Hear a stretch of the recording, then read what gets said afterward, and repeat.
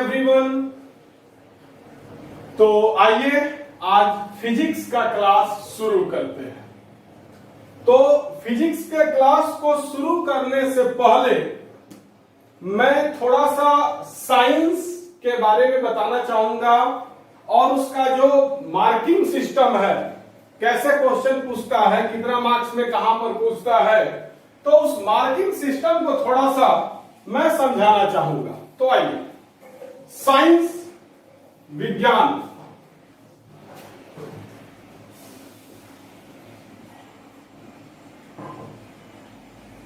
Science में हम लोगों को 4 चीजों के बारे में पढ़ना है। फिजिक्स, केमिस्ट्री, बायोलॉजी और इन्वायरमेंटल साइंस। कुल 4 टाइप का साइंस आप लोगों के 10th में पढ़ना है। पहला फिजिक्स पढ़ना है, दूसरा केमिस्ट्री पढ़ना है, तीसरा बायोलॉजी पढ़ना है और चौथा इन्वायरमेंटल साइंस पढ़ना है। तो बहुत सारे बच्चों को इन्वायरमेंटल साइंस के बारे में पता नहीं होगा, तो मैं आपको बता दे रहा हूं। आपके फिजिक्स के किताब में सबसे लास्ट में एक चैप्टर है ऊर्जा के स्रोत। केमिस्ट्री के किताब में सबसे लास्ट में एक चैप्टर है प्राकृतिक संसाधन करके कुछ नाम है। और उसी तरीके से बायोलॉजी के किताब में सबसे लास्ट में एक चैप्टर है हमारा पर्यावरण। तो फिजिक्स, केमिस्ट्री और बायोलॉजी इस तीनों के किताब में सबसे लास्ट वाला जो चैप्टर है, मतलब हमारा पर्यावरण फिजिक्स के बायोलॉजी के लास्ट बायोलॉजी की किताब का लास्ट है, ऊर्जा के स्रोत फिजिक्स के किताब का सबसे लास्ट चैप्टर है और प्राकृतिक संसाधन के उपयोग आपको केमिस्ट्री का सबसे लास्ट चैप्टर है। ये जो 3 चैप्टर का नाम मैंने बताया, ये इन्वायरमेंटल साइंस है। ये ना ही फिजिक्स है, ना ही केमिस्ट्री है, ना ही बायोलॉजी है, ये मिक्सअप है, इन्वायरमेंटल साइंस है। फिजिक्स में आपको क्या क्या पढ़ना है मैं अब समझाऊंगा। तो पहले हम लोग देखते हैं। तो विज्ञान साइंस आपका 80 नंबर का एग्जाम होता है। 80 मार्क्स का एग्जाम आपसे बिहार बोर्ड लेता है। होता 100 नंबर है, जिसमें से 20 नंबर प्रैक्टिकल होता है। तो प्रैक्टिकल का नंबर जो है वो स्कूल देता है और बोर्ड जो है वो 80 नंबर का एग्जाम लेता है। अब 80 में क्या क्या है तो समझिएगा। 80 नंबर में आधा है आपको ऑब्जेक्टिव, मतलब 40 नंबर का आपसे साइंस में ऑब्जेक्टिव पूछेगा और 40 नंबर का आपसे सब्जेक्टिव पूछेगा। सब्जेक्टिव के बारे में हम बता दे रहे हैं, ऑब्जेक्टिव पर आएगा। तो देखिएगा, 40 अंक का आपसे ऑब्जेक्टिव पूछेगा। एक नंबरिया क्वेश्चन, 4 ऑप्शन देगा, बताना उस 4 में से कोई एक जो है आंसर होगा और 40 नंबर सब्जेक्टिव, मतलब आपको प्रश्न उत्तर जो जिसमें आपको लिखना होगा। तो 40 नंबर ऑब्जेक्टिव के लिए कुल 48 प्रश्न रहेगा। इस 48 प्रश्न में से किसी भी 40 प्रश्न का आपको जवाब देना है। मतलब 8 को ऑब्जेक्टिव क्वेश्चन आप छोड़ सकते हैं। 48 को क्वेश्चन पूछेगा, 48 में से किसी भी 40 क्वेश्चन का आपको जवाब देना है। तो 48 क्वेश्चन में ध्यान दीजिएगा,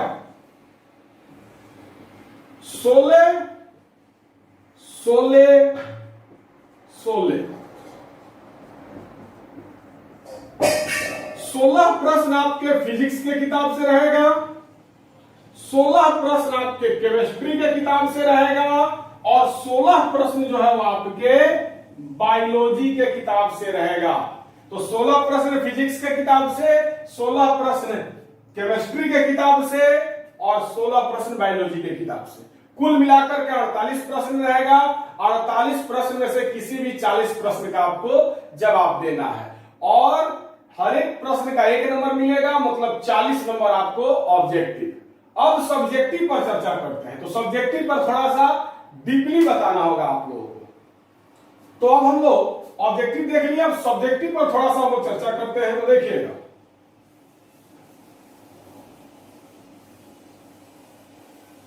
अब ये 40 नंबर सब्जेक्टिव जो है उसके बारे में हम लोग चर्चा करेंगे। 40 अंक सब्जेक्टिव का जो है उसके बारे में चर्चा करेंगे, तो ध्यान दीजिएगा। फिजिक्स से आपको सब्जेक्टिव में 14 नंबर का पूछता है, 14 अंक, 14 मार्क्स का सब्जेक्टिव आपको फिजिक्स से रहेगा। केमिस्ट्री से आपको 13 अंक का रहेगा और बायोलॉजी से भी आपको 13 अंक का सब्जेक्टिव क्वेश्चन पूछेगा। तो 13 13 26 और 14 40 नंबर का सब्जेक्टिव। फिजिक्स से 14 नंबर, केमिस्ट्री से 13 नंबर और बायोलॉजी से 13 नंबर। अब 2 नंबरिया 5 नंबरिया कैसे है तो समझिएगा। फिजिक्स में टोटल 8 को 2 नंबरिया क्वेश्चन पूछेगा।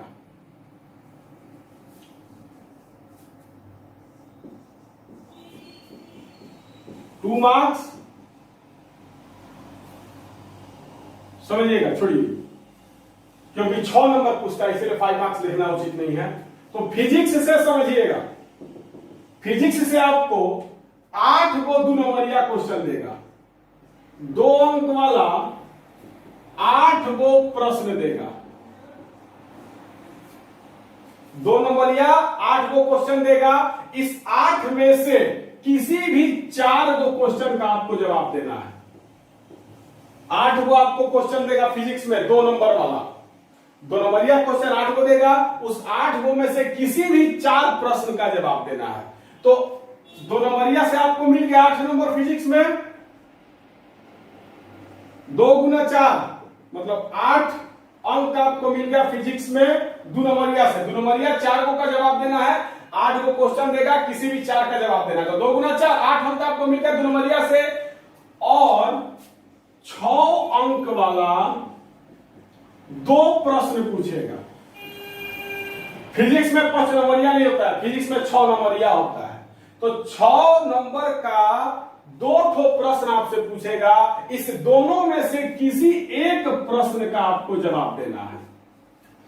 6 नंबरिया आपसे पूछेगा, 2 ठो प्रश्न पूछेगा, दोनों में से किसी एक का जवाब देना है। तो 6 नंबरिया एगो, माने एगो का जवाब देना है, 2 क्वेश्चन रहेगा, दोनों में से किसी भी एक का जवाब देना है। तो 6 गुना 1 मतलब 6 अंक, तो 6 और 8 14 अंक। मतलब फिजिक्स में आपको सब्जेक्टिव में कुल कितना अंक पूछेगा, 14 नंबर, सब्जेक्टिव कुल 14 नंबर।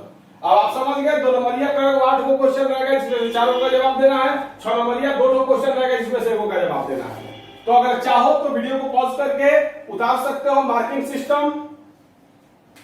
तो फिजिक्स का 14 अंक कैसे पूछेगा ये आपको मैंने बता दिया।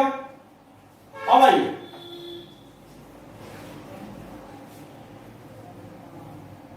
अब केमिस्ट्री पर आएगा। तो केमिस्ट्री में 2 अंक वाला 7 को क्वेश्चन पूछता है और 5 अंक वाला 2 को क्वेश्चन पूछता है। केमिस्ट्री में 5 नंबरिया रहता है, 6 नंबर का नहीं रहता है। तो केमिस्ट्री में आपको 2 नंबर वाला जो क्वेश्चन है वो 7 को पूछेगा और उस 7 में से किसी भी 4 का जवाब देना है। मतलब 3 को आप छोड़ सकते हो, 3 को क्वेश्चन आप छोड़ सकते हो। तो देखिएगा 2 नंबरिया 4 को मतलब 8 अंक और 5 नंबर वाला 5 अंक वाला 2 को प्रश्न पूछेगा। 5 नंबरिया 2 पूछेगा जिसमें से किसी भी एक का जवाब देना है। तो 5 नंबरिया 1 का जवाब देना है, 2 को पूछेगा, किसी एक का जवाब देना है, तो 5 अंक। तो 8 और 5 13 अंक। तो केमिस्ट्री में सब्जेक्टिव आपको कुल कितना अंक हो जाएगा, 13 अंक। और सेम बाय सेम बायोलॉजी में चाहो तो वीडियो को पॉज करके मार्किंग सिस्टम उतार सकते हो। अब आइए बायोलॉजी। तो बायोलॉजी में भी 2 नंबरिया आपको 7 को पूछेगा। इस 7 को में से 4 को का जवाब देना है। मैंने 2 अंक वाला जो प्रश्न है वो 7 को प्रश्न पूछेगा जो 2 नंबर वाला होगा और इस 7 में से किसी भी 4 प्रश्न का जवाब देना है। मतलब 3 को प्रश्न आप छोड़ सकते हैं। और 5 अंक वाला मतलब 5 नंबरिया 2 को पूछेगा, 5 अंक वाला 2 को क्वेश्चन पूछेगा जिसमें से किसी एक का जवाब देना है, 1 को छोड़ सकते हो। तो 2 प्रश्न में से किसी एक का जवाब देना है। तो 2 नंबरिया 4 को मतलब 8 अंक, 5 नंबरिया मतलब 5 अंक, कुल 13 अंक।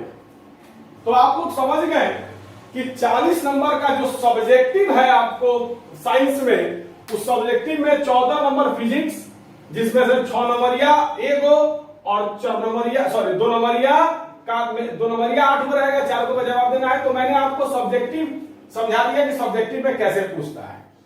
अब आते हैं सब्जेक्ट पर। तो मेरा सब्जेक्ट है, जैसे कि आप लोग जानते हैं, फिजिक्स। मैं आप लोगों को फिजिक्स पढ़ाता हूं। पढ़ाने के लिए केमिस्ट्री पढ़ा सकते हैं, लेकिन फिजिक्स से काम चला रहे हैं। तो मैं आप लोगों को फिजिक्स पढ़ाता हूं। तो अब आया जाए फिजिक्स पर।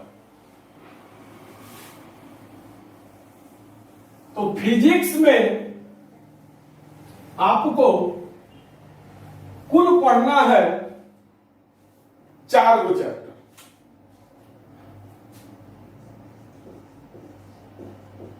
फिजिक्स जिससे कि आपको 14 और 14 नंबर सब्जेक्टिव और 16 नंबर ऑब्जेक्टिव। तो 14 और 16 कितना हो जाएगा? 30।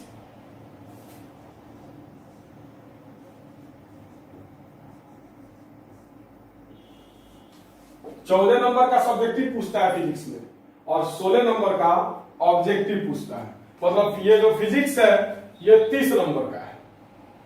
फिजिक्स का नंबर का है 30 नंबर का है। तो देखिए फिजिक्स में आपको 4 चैप्टर पढ़ना है। पहला चैप्टर है प्रकाश का परावर्तन एवं अपवर्तन। दूसरा चैप्टर है मानव नेत्र, मानव नेत्र एवं रंग बिरंगा संसार। तीसरा है विद्युत धारा और चौथा है विद्युत धारा के चुंबकीय प्रभाव। विद्युत धारा के चुंबकीय प्रभाव। ये 4 गो चैप्टर आपको फिजिक्स में पढ़ना है। प्रकाश का परावर्तन एवं अपवर्तन, मानव नेत्र, विद्युत धारा के चुंबकीय प्रभाव। क्लियर? अब एक और चैप्टर है इन्वायरमेंटल साइंस का, जो कि फिजिक्स के किताब में ही देता है। 5वां ऊर्जा के स्रोत। यही 5 चैप्टर आपको फिजिक्स में पढ़ना है। भारती भवन के किताब में या फिर ब्रिलियंट के किताब में इसको 2 चैप्टर कर दिया है। प्रकाश का परावर्तन पहला चैप्टर है और प्रकाश का अपवर्तन दूसरा चैप्टर है। तीसरा चैप्टर है मानव नेत्र, चौथा ये है, 5वां ये है, छठा ये है। लेकिन एनसीईआरटी के अनुसार प्रकाश का परावर्तन एवं अपवर्तन एक ही चैप्टर में है। तो अब देखते हैं। तो ये तो फिजिक्स नहीं, ये इन्वायरमेंटल साइंस है। अब देखिए, अब इसमें 2 ग्रुप है आपके फिजिक्स में, कुल 2 ग्रुप है। ये दोनों आता है ऑप्टिक्स में, प्रकाशिकी कहा जाता है। जब इंटर में जाइएगा तो 12 में मिलेगा ऑप्टिक्स। तो ऑप्टिक्स मतलब प्रकाशिकी। ऑप्टिक्स में 2 चैप्टर मिलेगा, प्रकाश का परावर्तन एवं अपवर्तन और मानव नेत्र। और दूसरा है इलेक्ट्रिक करंट या इलेक्ट्रिसिटी। दूसरा ग्रुप है इलेक्ट्रिसिटी। इलेक्ट्रिसिटी में आपको 2 चैप्टर अभी आपको 10th में पढ़ना है, विद्युत धारा और विद्युत धारा के चुंबकीय प्रभाव। 12 में आपको बहुत कुछ पढ़ना है। तो ऑप्टिक्स और इलेक्ट्रिसिटी 2 ही टॉपिक आपको 10th क्लास के फिजिक्स में पढ़ना है, ऑप्टिक्स और इलेक्ट्रिसिटी। ऑप्टिक्स में भी 2 चैप्टर है, इलेक्ट्रिसिटी में भी 2 चैप्टर है। और ये तो खैर इन्वायरमेंटल साइंस है, शुरू से हम बता रहे हैं। तो अब आइए हम लोग पहले चैप्टर को शुरू करते हैं। तो आइए, पहला चैप्टर है प्रकाश का परावर्तन एवं अपवर्तन। प्रकाश का परावर्तन एवं अपवर्तन।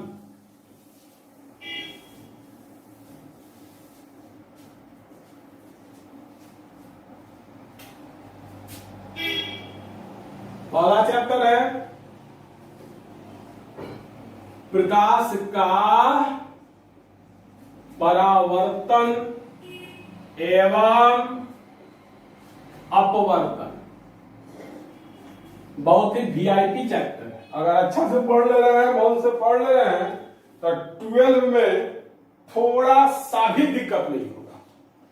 तो आइए प्रकाश का परावर्तन अपवर्तन, अब इसको शुरू करते हैं आज। तो प्रकाश का परावर्तन एवं अपवर्तन चैप्टर का नाम है। तो सबसे पहले हम लोग ये जानेंगे प्रकाश के बारे में, बोले तो लाइट। तो सबसे पहले हम लोग जानेंगे प्रकाश के बारे में। जब प्रकाश के बारे में हम लोग सब कुछ जान लेंगे, उसके बाद हम लोग पढ़ेंगे प्रकाश का परावर्तन। प्रकाश का परावर्तन थोड़ा लंबा चैप्टर है, और जब प्रकाश का परावर्तन खत्म हो जाएगा उसके बाद हम लोग पढ़ेंगे प्रकाश का अपवर्तन। प्रकाश का अपवर्तन ये भी थोड़ा लंबा चैप्टर है। ये दोनों चैप्टर पढ़ने के बाद हम लोग मानव नेत्र पर आएंगे। तो आइए शुरू करते हैं। हम लोग सबसे पहले जानेंगे कि प्रकाश क्या होता है, कैसे है। प्रकाश के बारे में जितना चीज आप लोगों को 10th क्लास में जानना है, पहले उसके बारे में जानेंगे। तो सबसे पहला सवाल उठता है प्रकाश है क्या। यहां पर मैंने लिखा है प्रकाश। तो सबसे पहला सवाल उठता है ये कि आखिरकार ये प्रकाश है क्या।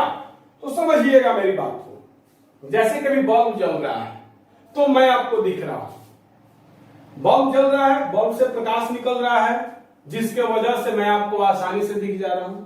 अगर रात का समय है, आप रूम में बैठे हो और बल्ब को बुता दिया जाए, बल्ब को बंद कर दिया जाए, बल्ब का स्विच ऑफ कर दिया जाए, और समय रात का है, रात में जब आपके रूम का बल्ब बंद कर दिया जाता है तो क्या रूम में रखा हुआ कोई भी वस्तु आपको दिखाई देता है?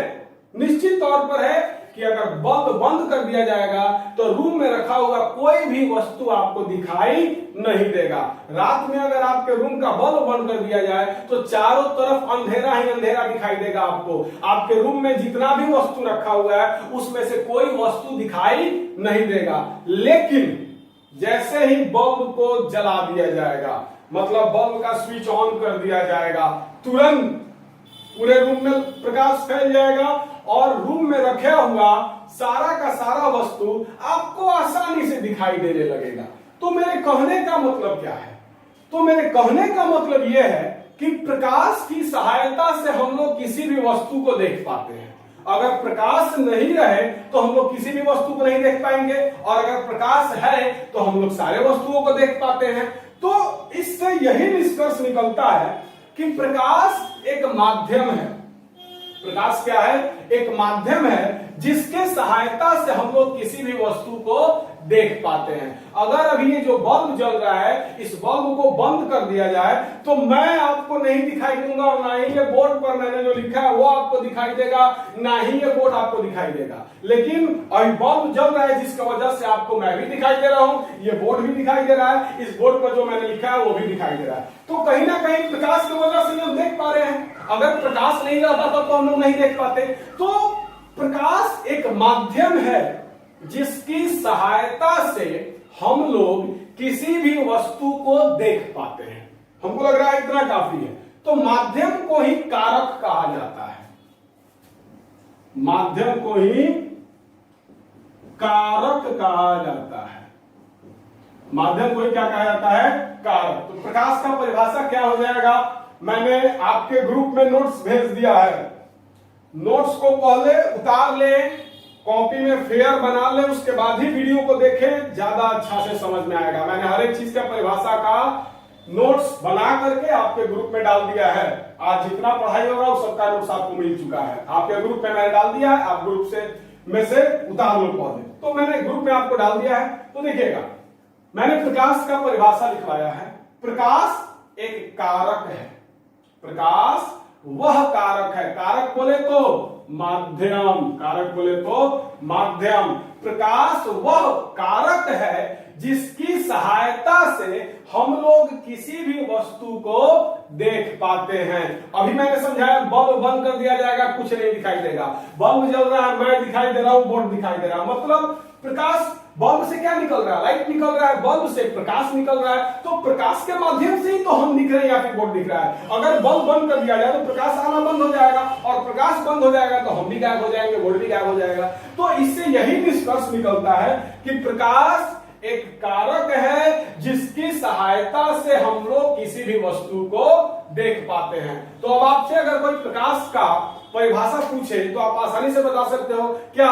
तो प्रकाश वह कारक है जिसकी सहायता से हम किसी भी वस्तु को देख पाते हैं। इसका परिभाषा आपके नोट्स में है। अब आगे बढ़ते हैं। तो अब आगे हम लोग को जानना है प्रकाश स्रोत।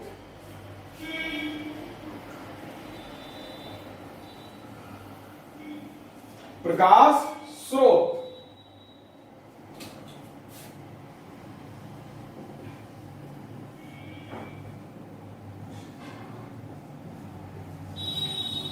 प्रकाश स्रोत। अब आगे क्या जानना है? प्रकाश स्रोत। तो सबसे पहला है, यहां प्रकाश के बारे में हम लोग जान चुके हैं। और स्रोत का मतलब क्या होता है? तो स्रोत का मतलब होता है जिस चीज से हमको मिलता है। स्रोत क्या है? सोर्स है। सोर्स का मतलब कि उसी चीज से हमको मिल रहा है। तो प्रकाश स्रोत मतलब जिस वस्तु से प्रकाश निकलता है। जैसे ये बल्ब है, इस बल्ब से क्या निकल रहा है? प्रकाश निकल रहा है। सूर्य है, आसमान में दिन में आपको सूर्य दिखाई देता है, तो सूर्य है, सूर्य से भी क्या होता है? प्रकाश निकलता है। मोमबत्ती है, मोमबत्ती से भी क्या है? प्रकाश निकलता है। लालटेन है, लालटेन से भी आपको क्या होता है? प्रकाश निकलता है। जुगनू, भगजोगनी जिसको आप लोग भोजपुरी में कहते हैं, गांव वगैरह में आपको भगजोगनी देखने को मिलता होगा। तो भगजोगनी को हिंदी में जुगनू कहते हैं। और रात में आप देखते हैं भगजोगनी जो है, जुगनू जो है, उसके अंदर से भी प्रकाश निकलता है। तो भगजोगनी जो है उसके अंदर से भी प्रकाश निकलता है। तो अभी मैंने बताया कि जिस वस्तु से प्रकाश निकलता है उसे प्रकाश स्रोत कहते हैं। प्रकाश स्रोत का मतलब क्या हो गया? तो जिस वस्तु से प्रकाश निकलता है उसको प्रकाश स्रोत कहते हैं। जैसे बल्ब है, बल्ब से प्रकाश निकल रहा है तो बल्ब को क्या कहेंगे? प्रकाश स्रोत कहेंगे। जैसे सूर्य है, सूर्य से हम लोगों को दिन में प्रकाश मिलता है, सूर्य से प्रकाश निकलता है, तो सूर्य भी क्या है? प्रकाश स्रोत है। हम लोग मोमबत्ती को जला देते हैं तो जलता हुआ मोमबत्ती से भी क्या होता है? प्रकाश निकलता है। तो जलते हुए मोमबत्ती को भी क्या कहेंगे? प्रकाश स्रोत कहेंगे। जुगनू, भगजोगनी से भी प्रकाश निकलता है, तो भगजोगनी और जुगनू को भी क्या कहेंगे? प्रकाश स्रोत कहेंगे। तो प्रकाश स्रोत का परिभाषा हो गया जिस वस्तु से, हमको लग रहा है हम थोड़ा तेजी से बोल रहे हैं, अगर ऐसा कुछ हो तो आप हमको जरूर नोट कर दीजिएगा, सर आप थोड़ा स्पीड बोल रहे हैं। तो चलिए, जिस वस्तु से प्रकाश निकलता है उसको क्या कहते हैं? प्रकाश स्रोत कहते हैं। क्या कहते हैं? प्रकाश स्रोत कहते हैं। प्रकाश स्रोत दो प्रकार का होता है। प्रकाश स्रोत कितने प्रकार का होता है? दो प्रकार का। प्राकृतिक प्रकाश स्रोत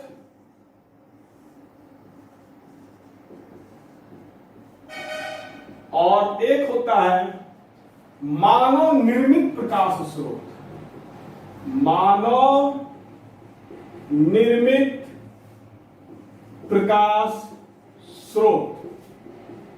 समझिएगा, अब हम लोगों के आसपास बहुत ऐसा वस्तु है जिससे प्रकाश निकलता है। जैसे सूरज है, दिन में सूरज से प्रकाश निकलते हुए आप देख सकते हो, सूरज से भी प्रकाश निकलता है। मैंने ये जो बल्ब जलाया है, इस जलते हुए बल्ब से भी प्रकाश निकलता है। रात के समय में आसमान में जो तारे दिखते हैं, उस तारे से भी प्रकाश निकलता है। प्रकाश निकलता है तब तो आप उस तारे को देख पाते हो। उसके बाद मोमबत्ती को हम लोग जला देते हैं, उससे भी प्रकाश निकलता है। तो हम लोगों के आसपास बहुत सारे ऐसे वस्तुएं हैं, बहुत सारे ऐसे पदार्थ हैं, बहुत सारे ऐसा चीज है जिससे प्रकाश निकलता है। मतलब प्रकाश का स्रोत बहुत कुछ है। हम लोगों के आसपास बहुत सारा प्रकाश स्रोत है। तो हम लोगों ने प्रकाश स्रोत को दो पार्ट में बांट दिया, दो भागों में बांट दिया।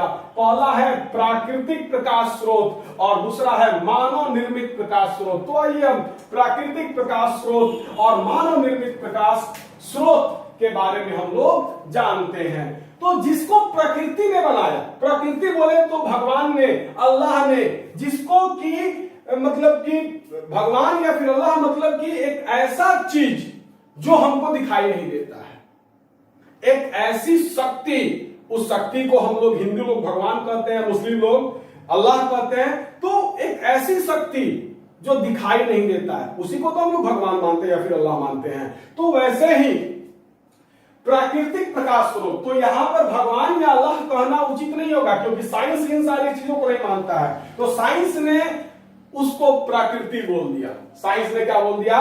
प्रकृति बोल दिया। जिसको हम लोग भगवान बोलते हैं, जिसको हम लोग अल्लाह बोलते हैं, उसको साइंस ने क्या बोला? प्रकृति बोला।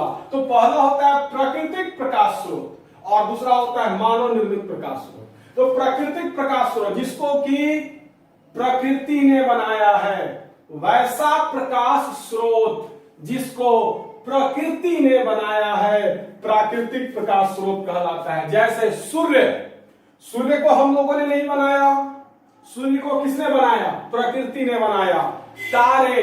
तारा से ही तो प्रकाश निकलता है, स्टार। तारा को भी हम लोगों ने नहीं बनाया, तारा को किसने बनाया? प्रकृति ने बनाया। जुगनू, भगजोगनी, वो एक प्रकार का कीड़ा होता है, तो भगजोगनी जुगनू, उसको भी क्या हम लोगों ने बनाया? उसको हम लोगों ने नहीं बनाया, उसको किसने बनाया? प्रकृति ने बनाया। तो जिस वस्तु से प्रकाश निकलता और उस वस्तु को प्रकृति ने बनाया, उसको क्या कहते हैं? प्राकृतिक प्रकाश स्रोत। तो वैसा प्रकाश स्रोत जिसे प्रकृति ने बनाया है क्या कहलाएगा? प्राकृतिक प्रकाश स्रोत। जैसे सूर्य, तारे, जुगनू इत्यादि। इसका नोट्स में इसका परिभाषा और जैसे सब कुछ आपको नोट्स में दिया गया है, आप उसको ध्यान दीजिएगा। अब आते हैं मानव निर्मित प्रकाश स्रोत। तो वैसा प्रकाश स्रोत मतलब वैसा वस्तु जिससे प्रकाश निकलता है और जिसको हम लोगों ने बनाया है, जिसको इंसान ने बनाया है, जिसको मानव ने बनाया है, उसको क्या कहेंगे? मानव निर्मित प्रकाश स्रोत कहेंगे। जैसे ये जो बल्ब जल रहा है अभी मेरे सर के ऊपर, इस बल्ब को हम लोगों ने बनाया, मानव ने बनाया। तो बल्ब क्या हो गया? मानव निर्मित प्रकाश स्रोत हो गया। मोमबत्ती, जिस मोमबत्ती को जला करके हम लोग प्रकाश फैला देते हैं, उस मोमबत्ती को भी किसने बनाया? मानव ने बनाया। ट्यूबलाइट, मरकरी को किसने बनाया? मानव ने बनाया। लालटेन हो गया, लैंप का आविष्कार मानव ने किया। तो वैसा प्रकाश स्रोत जिसको इंसान ने बनाया, मानव ने बनाया, उसको क्या कहेंगे? मानव निर्मित प्रकाश स्रोत कहेंगे। जैसे बल्ब, आपको बल्ब हो गया, मोमबत्ती, लालटेन,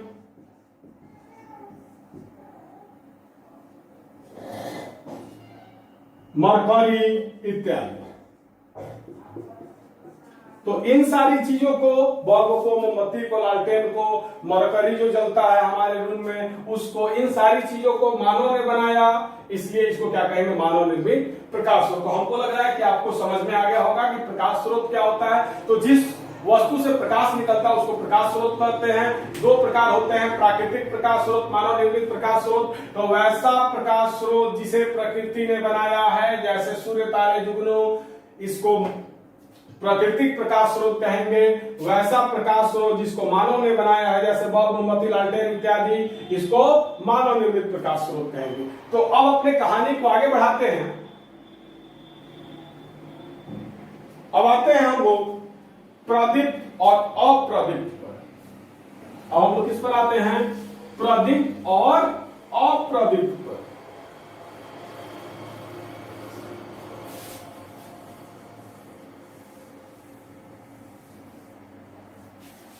तो देखिएगा, हम लोगों के आसपास बहुत सारे वस्तुएं हैं। तो प्रकाश के उत्सर्जित मतलब निकालने के आधार पर हम लोगों ने वस्तुओं को दो भागों में बांटा। हम लोगों के आसपास लोहा है, पत्थर है, बल्ब है, सूर्य है, सब चीज है। तो इस आधार पर हम लोगों ने मतलब दो प्रकार में पदार्थ को बांटा। क्या? तो प्रदीप्त पदार्थ और अप्रदीप्त पदार्थ। तो देखिएगा, वैसा पदार्थ जो प्रकाश निकालता हो, उत्सर्जित करने का मतलब होता है निकालना। उत्सर्जित करने का मतलब क्या होता है? उत्सर्जित करने का मतलब होता है निकालना। तो वैसा पदार्थ जिससे प्रकाश निकलता हो, वैसा पदार्थ जो प्रकाश निकालता हो, वैसा पदार्थ जो प्रकाश उत्सर्जित करता हो, प्रदीप्त पदार्थ कहलाएगा। तो बहुत सारी चीजें हैं, जैसे बल्ब है। क्या है? बल्ब है। बल्ब अभी जो जल रहा है, इससे प्रकाश निकल रहा है, मतलब ये बल्ब क्या कर रहा है? प्रकाश को निकाल रहा है, प्रकाश को उत्सर्जित कर रहा है। सूर्य है। सूर्य क्या करता है? प्रकाश को निकालता है, मतलब प्रकाश को उत्सर्जित करता है। तो वैसा पदार्थ जो प्रकाश उत्सर्जित करता हो, प्रदीप्त वस्तु कहलाता है, प्रदीप्त पदार्थ कहलाता है। और वैसा वस्तु जो प्रकाश उत्सर्जित नहीं करता हो, अप्रदीप्त वस्तु कहलाता है। तो फिर से समझा जाएगा, वैसा वस्तु जो प्रकाश उत्सर्जित करता है, जैसे जलता हुआ बल्ब, जलता हुआ मोमबत्ती, सूर्य, तारे, जुगनू, ये सब क्या है? ये सब प्रकाश को उत्सर्जित करता है। ये सब वस्तु क्या करता है? प्रकाश को निकालता है। तो उसको क्या कहेंगे? प्रदीप्त वस्तु। और अप्रदीप्त वैसा वस्तु जो प्रकाश उत्सर्जित नहीं करता है, जैसे पत्थर, लकड़ी, लोहा।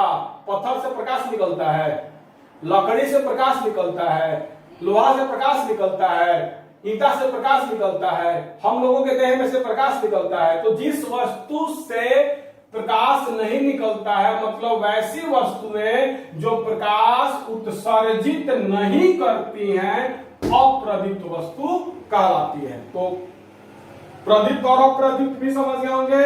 जो वस्तु प्रकाश निकालता है प्रदीप्त कहलाएगा, जो वस्तु प्रकाश नहीं निकालता है अप्रदीप्त कहलाएगा। तो अब आगे बढ़ते हैं। अब यहां पर एक सवाल उठता है, चंद्रमा। अब यहां पर एक सवाल क्या उठता है? चंद्रमा।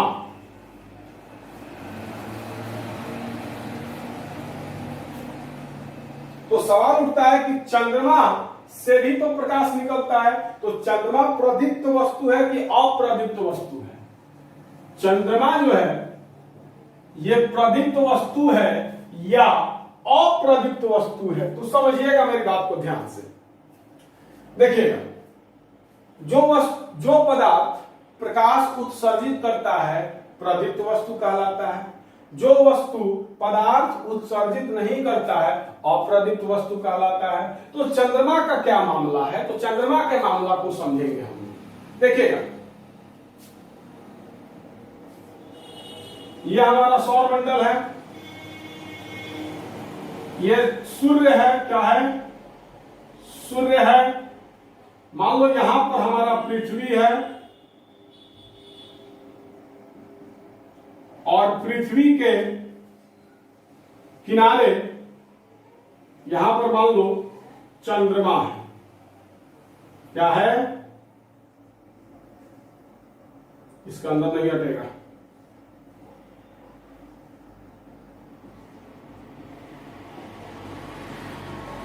यहां पर मान लो चंद्रमा है। ये क्या है? चंद्रमा है, ये पृथ्वी है, ये सूर्य है।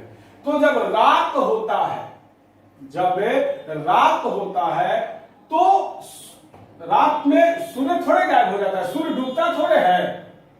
अगर हम लोग के पास रात है तो कहीं ना कहीं दिन भी होगा। तो सूर्य का जो प्रकाश है ये चंद्रमा पर पड़ता है, सूर्य का जो प्रकाश है वो चंद्रमा पर पड़ता है। और चंद्रमा का जो सतह है वो सतह से जब सूर्य का प्रकाश टकराता है तो टकराकर पृथ्वी की ओर परावर्तित हो जाता है, टकराता और टकराकर पृथ्वी की ओर परावर्तित हो जाता है, जिसके वजह से हम लोगों को लगता है कि चंद्रमा से प्रकाश निकल रहा है। लेकिन चंद्रमा से जो प्रकाश निकल रहा है वो चंद्रमा का नहीं है, वो सूर्य का प्रकाश ही है। सूर्य का प्रकाश आकर के चंद्रमा से टकराया और चंद्रमा क्या किया? उस प्रकाश को परावर्तित कर दिया पृथ्वी पर। जैसे कि आप लोग बचपन में जब दिन रहता था तो आप लोग आईना का खेल खेलते होंगे, मतलब कि सूर्य से प्रकाश निकलता है, उस प्रकाश को आप लोग आईना ले लेते थे, शीशा। तो आईना पर जब सूर्य का प्रकाश पड़ता था उसको आप लोग नचाते थे चारों तरफ, तो देखते थे कि जैसे दीवार की तरफ आप करते थे तो लाइट जो है मतलब कि सूर्य का प्रकाश आता था आईना पर और आईना से निकल करके आपके दीवार पर चला जाता था। तो क्या होता था, सूर्य का प्रकाश आया, आईना से टकरा करके परावर्तित हो गया और आप जहां चाहे वहां उसको घुमा करके नचाते रहते थे। वैसे ही यहां भी होता है, सूर्य का प्रकाश आता है और आकर चंद्रमा से टकराता है और चंद्रमा क्या करता है, उस प्रकाश को पृथ्वी की तरफ परावर्तित कर देता है। मतलब रात के समय में चंद्रमा से जो प्रकाश निकलता है वो प्रकाश चंद्रमा का अपना नहीं होता है, वो प्रकाश किसका होता है, सूर्य का होता है। इसलिए चंद्रमा जो है वो प्रकाश उत्सर्जित नहीं करता है, प्रकाश निकालता नहीं, वो प्रकाश को परावर्तित करता है। इसलिए चंद्रमा एक अप्रदीप्त वस्तु है, चंद्रमा प्रदीप्त नहीं है, क्योंकि चंद्रमा जो है सूर्य के प्रकाश को नहीं निकालता है, चंद्रमा जो है वो प्रकाश को नहीं निकालता है, वो सूर्य के प्रकाश को परावर्तित करता है। मतलब रात के समय में सूर्य का प्रकाश चंद्रमा से टकराया और चंद्रमा से टकरा करके हमारे पृथ्वी पर आ जाता है। मतलब चंद्रमा क्या करता है, सूर्य के प्रकाश को परावर्तित करता है पृथ्वी पर। इसलिए चंद्रमा का जो अपना प्रकाश है, चंद्रमा से जो प्रकाश निकलता है वह चंद्रमा का अपना नहीं होता है, वो किसका होता है, सूर्य का होता है। मतलब चंद्रमा जो है सूर्य के ही प्रकाश को पृथ्वी पर परावर्तित करता है। फिर से माइंड में डाल लीजिए, चंद्रमा से जो प्रकाश निकलता है वह चंद्रमा का अपना नहीं होता है, चंद्रमा सूर्य के प्रकाश को ही पृथ्वी की तरफ परावर्तित करता है। और यही कारण है कि चंद्रमा जो है वो अप्रदीप्त वस्तु है। मैंने आपके नोट्स में लिखा हुआ है स्टार देकर पे, चंद्रमा अप्रदीप्त वस्तु है। अब क्यों है ये आप समझ चुके होंगे, क्योंकि चंद्रमा से निकलता हुआ प्रकाश उसका अपना नहीं होता है, वह सूर्य के प्रकाश को परावर्तित करता है। अब आते हैं किरण की तरफ, अब आते हैं किरण के तरफ। तो आइए,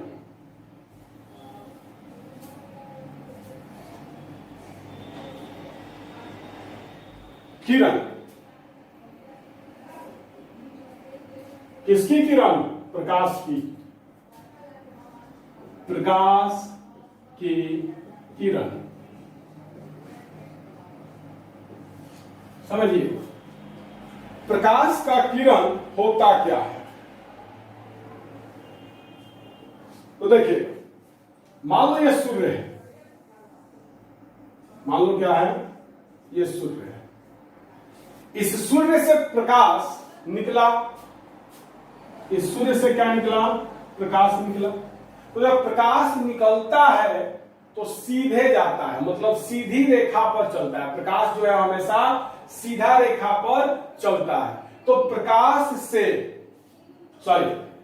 सीधा रेखा पर गमन करते हुए प्रकाश को ही किरण कहते हैं। क्या होता है किरण, तो सीधी रेखा पर गमन करते हुए प्रकाश को ही क्या कहते हैं, किरण कहते हैं। एक सरल रेखा पर चलने वाले प्रकाश को ही क्या कहते हैं, किरण कहते हैं। तो देखिएगा, सूर्य से प्रकाश निकला और डायरेक्ट आ गया पृथ्वी पर, तो क्या होगा, सूर्य से जो प्रकाश निकला एक सरल रेखा पर चल रहा है। रेखा का मतलब ये, रेखा का मतलब ये, तो सूर्य से प्रकाश निकला और एक रेखा पर चल करके हम लोगों के तरफ आता है। तो एक सरल रेखा पर चल रहा है, मतलब प्रकाश जो है वो एक सरल रेखा पर चलता है। और प्रकाश जब सरल रेखा पर चलता है तो उसको क्या कहते हैं, किरण कहते हैं। क्या कहते हैं, किरण कहते हैं। तो एक सरल रेखा पर चलने वाली प्रकाश को प्रकाश का किरण कहते हैं। एक सरल रेखा पर गमन करने, गमन का मतलब ही होता है चलना। तो एक सरल रेखा पर चलने वाले प्रकाश को ही क्या कहते हैं, प्रकाश का किरण कहते हैं। तो समझिएगा आपको, सूर्य से प्रकाश निकला और आपको पता है सूर्य से जो प्रकाश निकलता है वो एकदम सीधे चलता है, मतलब एक सरल रेखा पर चलता है। उसी को क्या कहते हैं, किरण कहते हैं। उसी को क्या कहते हैं, किरण कहते हैं। तो एक सरल रेखा पर चलने वाली प्रकाश को प्रकाश का किरण कहते हैं। तो आइए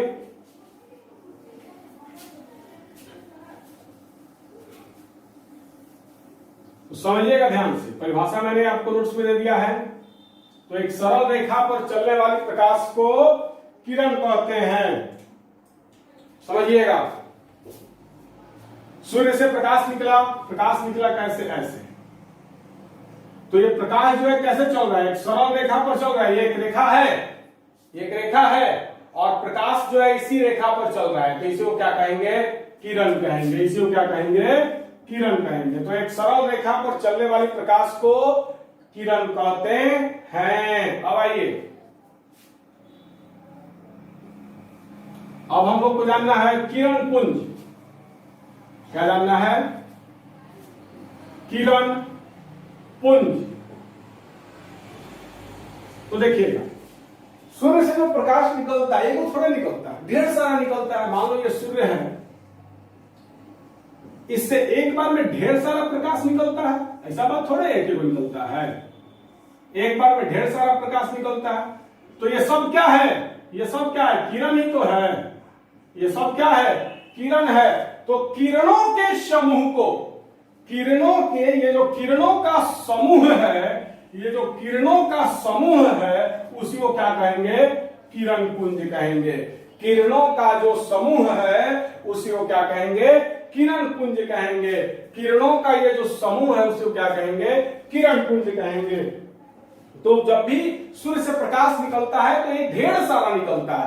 ये बल्ब से ही प्रकाश निकल रहा है, तो एक बार में ढेर सारा प्रकाश निकल रहा है, एक बार में ढेर सारा किरण निकल रहा है। तो क्या हुआ? ये सब किरणों, ये भी किरण है, ये भी किरण है, ये भी किरण है, ये भी किरण है, ये भी किरण है, ये भी किरण है, ये भी किरण है।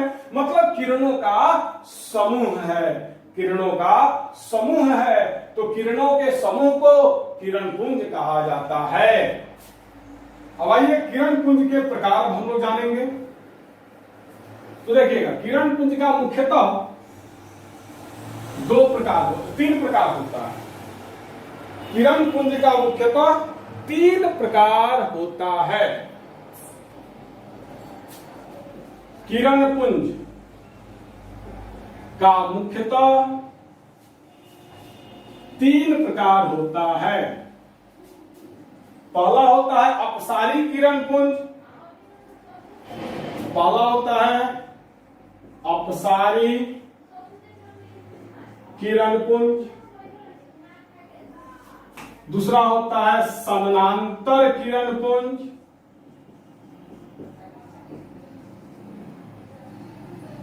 तीसरा होता है अभिसारी किरण पुंज।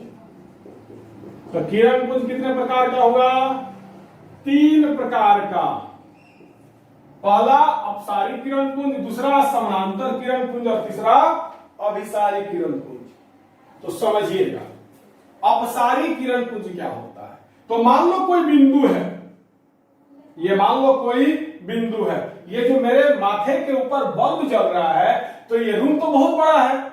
ये रूम जिस रूम में मैं पढ़ा रहा हूं, ये रूम बहुत बड़ा है। तो इस रूम के अनुसार देखा जाए तो इस रूम में ये जो बल्ब लगा हुआ है ये बिंदु के समान है। इस रूम में ये जो बल्ब लगा हुआ है ये बिंदु के समान है। तो मान लो ये कोई बिंदु है, मान लो ये कोई बिंदु है और इस बिंदु से प्रकाश निकल रहा है। क्या हो रहा है? इस बिंदु से प्रकाश निकल रहा है। तो देखिएगा ध्यान से,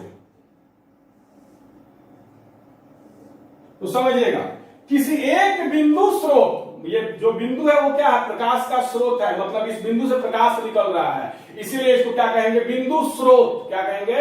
बिंदु स्रोत। तो किसी एक बिंदु स्रोत से जब प्रकाश की किरण निकलकर चारों ओर फैल जाती हैं, तो इस प्रकार के किरण पुंज को अपसारी किरण पुंज कहते हैं। जैसे रूम में बल्ब जल रहा है, मान लो ये बल्ब है, ये जो मैंने बिंदु यहां पर बनाया है, ये मान लो क्या है? बल्ब है। इस बल्ब से प्रकाश का किरण निकल करके चारों तरफ फैल जा रहा है, पूरे रूम में लाइट हो जा रहा है।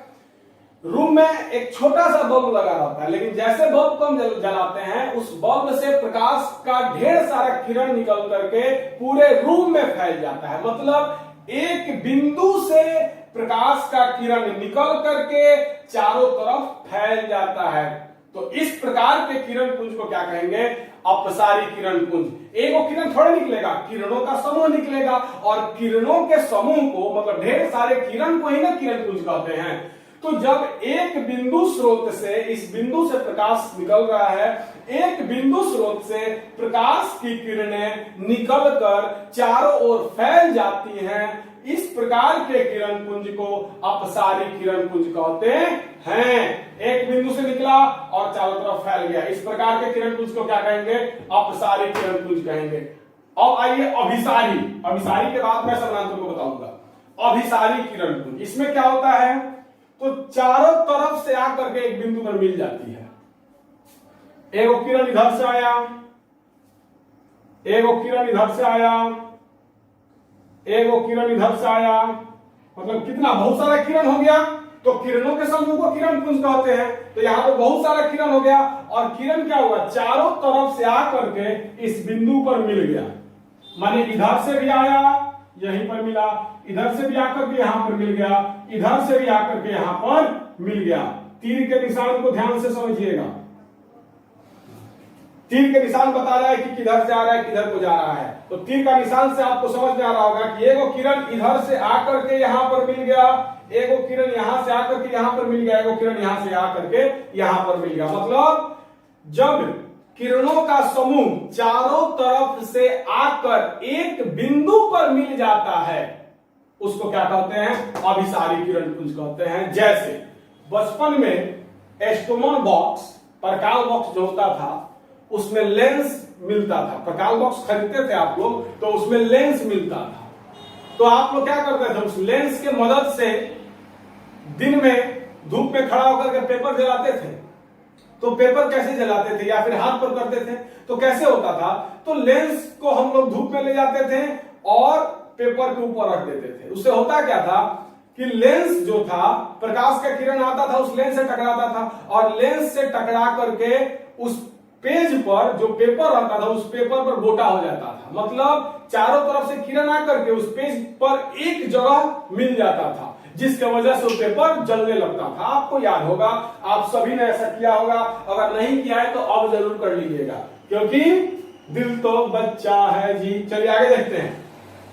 तो प्रकाश का किरण जो है वो चारों तरफ से आकर के एक बिंदु पर मिल गया, तो इस प्रकार के किरण पुंज को अभिसारी किरण पुंज कहते हैं। तो समझिएगा, एक बिंदु से निकलकर चारों तरफ फैल जाए तो अपसारी किरण पुंज कहलाएगा, और चारों तरफ से आकर के एक बिंदु पर मिल जाए तो अभिसारी किरण पुंज कहलाएगा। आई थिंक क्लियर हो गया होगा, परिभाषा आपको नोट्स में दिया हुआ है। अब आइए समानांतर किरण पुंज। अब आइए समानांतर किरण पुंज, तो ध्यान से समझिएगा। अभिसारी किरण पुंज में भी बहुत सारी चीजें हैं। इसमें एक और परिभाषा होता है कि चारों तरफ से आकर एक बिंदु पर मिलती हुई प्रतीत होती है। तो इन सारी चीजों के बारे में जब हम लोग प्रतिबिंब वगैरह आगे जब हम लोग पढ़ेंगे, प्रतिबिंब का बनना, वास्तविक प्रतिबिंब, काल्पनिक प्रतिबिंब, जब इन सारी चीजों, ये सब चीज पढ़ेंगे, उस समय मैं आपको फिर से एक बार अभिसारी किरण पुंज समझाऊंगा। तो उस समय मैं आपको बताऊंगा मिलते हुए प्रतीत होने का मतलब क्या है। तो आपके नोट्स में लिखा हुआ है, प्रकाश की किरणें चारों तरफ से आकर एक बिंदु पर मिलती है या मिलती हुई प्रतीत होती है, उसे अभिसारी किरण पुंज कहते हैं। तो मिलती है तो मैंने बता दिया, मिलती हुई प्रतीत होती है, ये प्रतिबिंब जब मैं पढ़ाऊंगा उस समय मैं आपको समझाऊंगा, अच्छा से समझ में आएगा। तो अभी आप रट्टा मार लीजिए, जो डेफिनेशन उसको आप याद कर लीजिए और समझिए क्या। तो प्रकाश का किरण चारों तरफ से आकर के एक बिंदु पर मिल जाएगा। और आइए समानांतर किरण पुंज, तो समझिएगा ध्यान से। वैसा किरण पुंज जिसमें प्रकाश की किरणें एक दूसरे से समानांतर, आप देख सकते हैं यहां पर किरणों का समूह है। कई गो किरण है? 1 2 3 गो, माने किरणों का समूह है। तो किरणों के समूह को किरण पुंज कहते हैं। तो यहां पर ढेर सारा किरण है, मतलब किरण पुंज है, और सारे के सारे किरण एक दूसरे के समानांतर है। समानांतर का मतलब इस दोनों के किरण के बीच का दूरी बराबर है हर एक जगह, इस दोनों किरण के बीच का दूरी हर एक जगह बराबर है। मतलब इस किरण पुंज में किरणों, एक किरण दूसरे किरण के समानांतर होता है, मतलब सभी किरणें एक दूसरे के समानांतर होती हैं। तो वैसा किरण पुंज जिसमें सभी किरणें एक दूसरे के समानांतर होती हैं, समानांतर किरण पुंज कहलाता है। प्रकाश सूर्य से जब निकलता है और पृथ्वी तक आता है तो वो समानांतर किरण पुंज होता है। इसका कारण यह है कि वो बहुत जगह पर अपवर्तित होता है। इसके बारे में हम लोग अपवर्तन में पढ़ेंगे तब समझ में आएगा कि सूर्य से आते हुए प्रकाश की किरणें समानांतर क्यों होती हैं, कैसे होती हैं। अपवर्तन में आपको समझाएंगे तो आपको समझ में आएगा कि सूर्य से जो प्रकाश आता है वो प्रकाश पृथ्वी पर आते आते समानांतर क्यों हो जाता है, मतलब सभी प्रकाश की किरणें एक दूसरे के समानांतर हो जाती हैं। और इसमें मैंने लिखवाया है दूर से, बहुत दूर से आती हुई प्रकाश की किरणें समानांतर किरण पुंज होती हैं। बहुत दूर से आता हुआ प्रकाश का किरण समानांतर होता है। तो बहुत दूर मतलब सूर्य, तारा, तो सूर्य से जो प्रकाश का किरण आता है वो क्या होता है, एक दूसरे के समानांतर होता है। तो समानांतर किरण पुंज का मतलब वैसा किरण पुंज जिसमें किरणों, सभी किरणें एक दूसरे के समानांतर हो, समानांतर किरण पुंज कहलाता है। तो आज का वीडियो काफी ज्यादा लंबा हो गया है और यही कारण है कि मैं आज यहीं तक रोक रहा हूं। कल मैं आपको पारदर्शी, पारभासी, अपारदर्शी पढ़ाऊंगा और उसके बाद प्रकाश के परावर्तन पर हम लोग चलेंगे। मतलब प्रकाश के बारे में हम लोगों ने जान लिया। 10 से 15 मिनट का एक और टॉपिक बचा है, उसको पढ़ लेंगे। प्रकाश के बारे में हम लोग जान जाएंगे। उसके बाद प्रकाश का परावर्तन और अपवर्तन पढ़ेंगे। तो आज का क्लास में यहीं पर रोक रहा हूं। आपको आज का क्लास कैसा लगा जरूर बताइएगा। अगर कोई कमी है तो बताइए कि सर ये कमी है, मैं अपने उस कमी को सुधारूंगा, मैं आपसे वादा कर रहा हूं। तो जब तक आप बताओगे नहीं तब तक पता कैसे चलेगा कि मैंने पढ़ाने में क्या कमी किया है। तो आज का क्लास आपको कैसा लगा, कहां पर मैंने क्या कमी किया, जरूर बताइएगा। और आज मैंने जितना चीज पढ़ाया उस सबका नोट्स मैंने ग्रुप में डाल दिया है, फिर जरूर बनाएं। तो आज के लिए बस इतना ही। बहुत बहुत धन्यवाद।